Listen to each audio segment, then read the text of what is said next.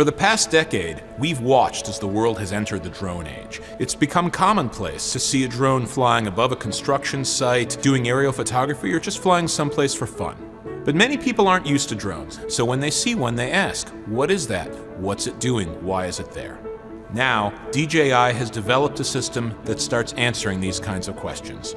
We call it drone-to-phone remote identification. Drone-to-phone remote ID is a way for anyone to remotely identify a drone in real time on a smartphone. You can see information like the flight path of the drone, the location of the pilot, and an ID number for the drone, which is like a license plate.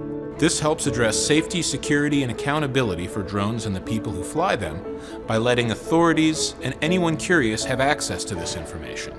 For drone pilots, this means that accountability becomes the rule rather than restrictions. Regulators have made clear that they need a reliable remote ID system as more drones enter the skies. DJI worked with industry peers and government officials through a group called ASTM International to develop a remote ID standard that can work right now. Drone-to-phone remote ID uses an industry-standard Wi-Fi radio signal and can be received by a commonly carried smartphone. And we are very glad to have the support of the Wi-Fi Alliance in this project, and are using their Wi-Fi-aware broadcast protocol, which provides a virtually cost-free solution which can be implemented in many drones right now with just a simple firmware update.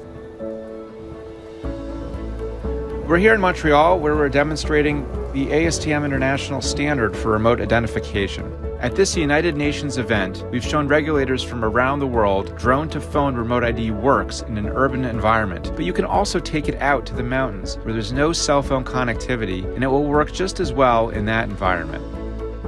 Everyone here really appreciates that this isn't just a concept or a technical paper, but it's a real remote ID solution that can work today. And the brilliance of this solution is that it works everywhere in the world. But this isn't the only way to do remote ID. Another way is to connect drones over a cellular network that feeds to an internet-based service. This network remote ID approach has advantages for complex operations like drone delivery or long-range flights.